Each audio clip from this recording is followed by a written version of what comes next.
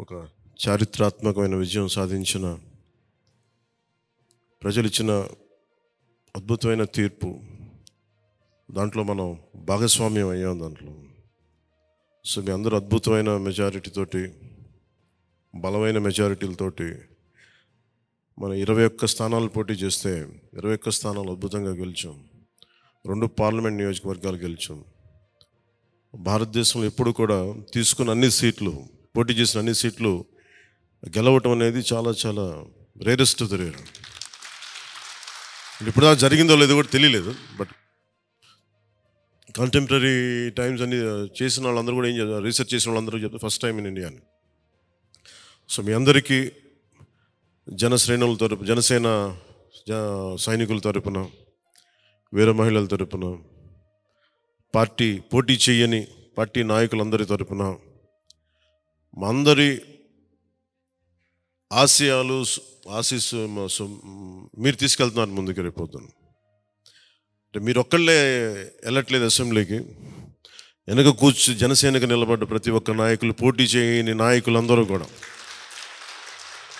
రక్తం ధారబోసిన జన సైనికులు, అసలు అలుపెరకు ఇంట్లో నుంచి బయటికి రాని వీర మహిళలు, అసలు మామూలు ఇంట్లో నుంచి బయటికి రా, అలాంటి వాళ్ళు బయటకు వచ్చి మరి తిరిగారు మనకి.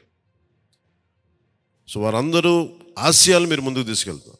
మన పార్టీ నాయకులు, జన సైనికులు, వీర మహిళలు మన మద్దతుదారులు కాకుండా 5 కోట్ల మంది ప్రజల ఆకాంక్షల్ని మీరు అసెంబ్లీలోకి తీసుకెళ్తాను. మరి దాంట్లో నేను కూడా భాగస్వామ్యం అయినందుకు మనస్ఫూర్తిగా నేను ధన్యవాదాలు తెలియజేస్తాను. ఒక చిన్నపాటి ఒక మార్పు జరగాలి, ఒకటి సాధించాలంటే ఎంతమంది పని చేస్తే తప్ప ఒక చిన్నపాటి మార్పు రాదు. అలాంటిది ఒక కీలక 5 కోట్ల మంది ప్రజలకు సంబంధించిన భవిష్యత్తు. ఈరోజు జనసేన విజయం, టీడీపీ విజయం, భారతీయ జనతా పార్టీ విజయం ఏ స్థాయికి వెళ్ళిపోయింది అంటే, కేంద్ర ప్రభుత్వం అధికారంలో కూడా చాలా కీలకమైన అంటే ఈరోజు మన అందరం కష్టపడింది, ప్రజలందరూ మనకి నమ్మకం పెట్టి మనం నిలబడి ఉంచింది, ఇది మర్చిపోలేదు. ఇప్పుడు దాకా పొలిటికల్ ప్రాసెస్లో గత 10 దశాబ్ద కాలంలో మన ముఖ్యంగా లాస్ట్ అర దశాబ్దం కాలంలో ఏ స్థాయిలో ఉంది చూసాం. మనం ఒక కొత్త ప్రెసిడెంట్ ఇవ్వాలి పాలిటిక్స్కి. వ్యక్తిగత దోషం లేని, క్యారెక్టర్ని అసాసినేట్ చేయని పాలిటిక్స్. ఈ మార్పు ఏదో రావాలి. ఎందుకంటే టీవీల్లో సినిమాలకి సెన్సార్ ఉంటుంది, టీవీలకి సెన్సార్ ఉండదు.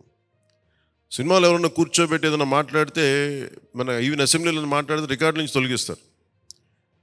నాయకులు బయటకు వచ్చి మాట్లాడితే రికార్డు నుంచి తొలగించలేదు. చిన్నపిల్లలు ఉంటారు, కుటుంబాలు ఉంటాయి, అని చోట మర్చిపోతాం మనం.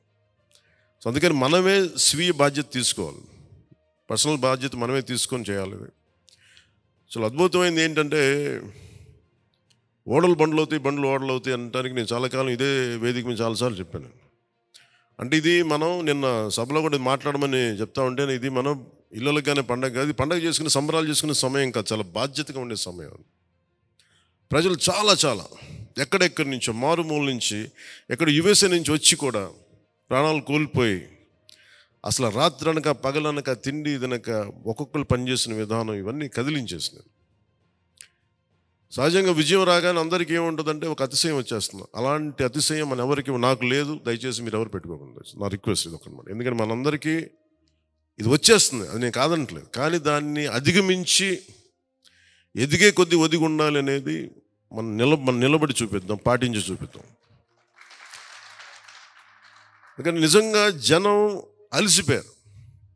ఒక కొత్త తరహా రాజకీయం చూద్దాం, పాత విలువలతో కూడిన రాజకీయం చూద్దాం.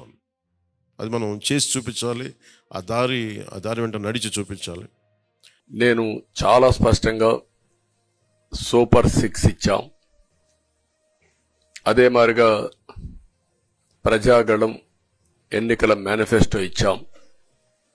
ఇవన్నీ కూడా ప్రజల్లోకి బాగా వెళ్ళాయి. ఒక హోప్ క్రియేట్ అయింది. ఇవన్నిటి ఫలితాలే నిన్నొచ్చాయి.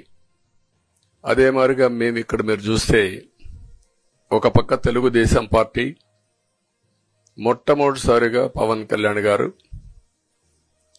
ప్రభుత్వ వ్యతిరేక ఓటు చేరడానికి వీలు లేదు, ఈ రాష్ట్రంలో మళ్ళా ప్రజాస్వామ్యాన్ని గాని ఈ రాష్ట్రాన్ని కాపాడుకోవాల్సిన బాధ్యత ఉందని చెప్పి ముందుకొచ్చి ఈ యొక్క కూటమికి బీజం వేశారు. వారిని మనస్ఫూర్తిగా అభినందిస్తున్నాం. ఆ తర్వాత బీజేపీ కూడా ఈ కూటమిలో భాగస్వాములయ్యి ముగ్గురం కూడా మీరు ఒక్కసారి ఆలోచిస్తే ఒకరు ఎక్కువ ఒకరు తక్కువ కాకుండా ముగ్గురం కలిసి పనిచేశాం. బేషిజాలు ఎక్కడా లేకుండా మేము ఏదైతే చెప్పామో ప్రజలు గెలవాలి, రాష్ట్రం నిలబడాలి, దీనికోసం పై స్థాయి నుంచి ఢిల్లీ నుంచి వచ్చినటువంటి బీజేపీ నాయకులు గాని, ప్రధానమంత్రి అమిత్ షా గారు గాని, ఇక్కడుండే పవన్ కళ్యాణ్ గాని, తెలుగుదేశం పార్టీ కేంద్ర నాయకత్వం నుంచి కింది వరకు అందరం కూడా ఒక ట్రూ స్పిరిట్ తో పనిచేశాం. 175 అసెంబ్లీలు, 25 అసెంబ్లీలు అన్ని పార్టీలకు సంబంధించిన సీట్లుగా ఎన్డీఏలో భాగస్వాములుగా ఒక బాధ్యతతో ముందుకు పోయాం. అందుకే ఈ అనూహ్యమైనటువంటి విజయాన్ని సాధించగలిగాం. ఇక్కడి నుంచి బాధ్యత ఉంటుంది. ఆ బాధ్యతని ఏ విధంగా చేయాలనో అవన్నిటి కూడా ప్రణాళికలు తయారు చేసుకుంటాం. ఈ రోజు తెలుగుదేశం జనసేన పార్టీ ఎన్డీఏలో భాగస్వామ్యంలో మేము కంటిన్యూ అవుతాం. దాంట్లో ఎలాంటి డౌట్ లేదు. ఎన్డీఏకి క్లియర్ మెజారిటీ వచ్చింది కదా,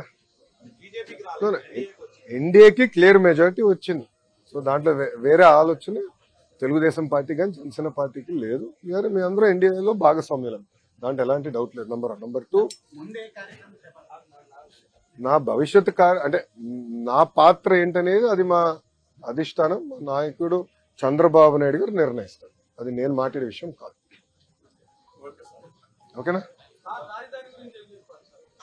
ఒకే రాష్ట్రం ఒకే రాజధాని, అది అమరావతి. తెలుగుదేశం జనసేన భారతీయ జనతా పార్టీ నాయకులం అందరం కూడా ఆ మాట మీద కట్టుబడి ఉన్నాం. రాజధాని లేని రాష్ట్రానికి రాజధాని అవసరం. కానీ అదేవిధంగా అభివృద్ధి వికేంద్రీకరణ పనులు ఏదైతే ఆనాడు ప్రారంభించాము, ఇప్పుడు అనంతపూర్కి కియా మోటార్స్, చిత్తూరు జిల్లాకి అనేక ఎలక్ట్రానిక్స్ తయారు చేసే పరిశ్రమలు, కడప జిల్లాకి స్పోర్ట్స్, అలా స్పష్టమైన హామీలు గతంలో ఇచ్చాం. హామీలు కూడా నిలబెట్టుకున్నాం. కొన్ని చేయలేకపోయాం, టైం సరిపోలేక. ఈసారి ఇచ్చిన ప్రతి హామీ నిలబెట్టుకునే బాధ్యత మేము తీసుకుంటాం. అన్ని జిల్లాలు సమగ్ర అభివృద్ధి చేసే బాధ్యత కూడా తెలుగుదేశం జనసేన భారతీయ జనతా పార్టీ ప్రభుత్వం తీసుకుంటాం. టూ ఎర్లీ అన్నాయండి. ఎందుకంటే చంద్రబాబు నాయుడు గారు మేము ఇప్పుడు వాళ్ళలాగా డేట్లు ముహూర్తాలు మేము ఫిక్స్ చేసుకోమండి. ప్రజలు తీర్పు వచ్చిన తర్వాత చేయాల్సిన పనులు ఉంటాయండి. ప్రజలు తీర్పు రాకుండా ముందర మేమే ప్రమాణ స్వీకారం ఎక్కడ చేస్తాం, పలానా టైం చేస్తాం ఏనాడు మేము అనలేదు, అన్నాం. ఈరోజు తీర్పుని మేము అద్భుతమైన తీర్పు ఇచ్చారు. ఆ తీర్పుని మేము స్వాగతిస్తున్నాం, గౌరవిస్తాం. అది ఇద్దరు పవన్ కళ్యాణ్ గారు, బాబు గారు కూడా కలవబోతున్నారు. కూర్చుని అన్ని విషయాలు మాట్లాడుతున్నారు. అది ఎప్పుడు ఏంటనేది నాయకులందరూ నిర్ణయిస్తారు. రేపు మళ్ళీ ఎన్డీఏ కూడా మీటింగ్ ఉంది. సో అన్ని జరగాలి, తర్వాత డిసైడ్ చేస్తారు. కలిసికట్టుగా పనిచేశాం. మీరు చూస్తే 21 సీట్లకి 21 సీట్లు జనసేన పార్టీ గెలిచింది. 10 ఎమ్మెల్యే సీట్లు 8 స్థానాలు భారతీయ జనతా పార్టీ గెలిచింది. తెలుగుదేశం పార్టీ కూడా ఎప్పుడు రాని విధంగా మాకు వచ్చిన మెజారిటీ స్థానాలు మేము కూడా కైవసం చేసుకుంటాం జరిగింది. కలిసికట్టుగా మేము ప్రయాణిస్తాం. ప్రజలకు బాధ్యత పెట్టారు మా పైన. 3 పార్టీలు కలిసికట్టుగా పనిచేయాలి. దారి తప్పిన రాష్ట్రాన్ని సరైన దారిలో పెట్టాలి. గతంలో ఈ ప్రభుత్వం చేసిన పొరపాట్లని మేము చేయకూడదు. ఇసుక విధానంలో కానివ్వండి, మద్యం విధానంలో కానివ్వండి, రెవెన్యూ విధానంలో కానివ్వండి, అన్ని పకడ్బందీగా మేము సంస్కరణలు తీసుకురావాలి. ప్రజలు ఏ ఆశయాలతో అయితే మమ్మల్ని గెలిపించారో అది నిలబెట్టుకోవాల్సిన బాధ్యత మా పైన. ఈ రోజే రిజల్ట్స్ వచ్చినాయి. మీరు చంద్రబాబు నాయుడు గారు కన్నా స్పీడ్ గా ఉన్నారు స్వామి. మొత్తం రిజల్ట్స్ రానివ్వండి. ఇప్పుడు మంగళగిరి ఫర్ ఎగ్జాంపుల్ ఎన్ని బూత్లో నెగిటివ్ వచ్చింది, పాజిటివ్ వచ్చింది మేము డిస్కస్ చేస్తున్నాం. కనీసం ఒక 6 రోజులు మాకు సమయం ఇవ్వండి, కొంచెం సమీక్ష చేసుకుంటాం. దాని తర్వాత స్పందిస్తాం.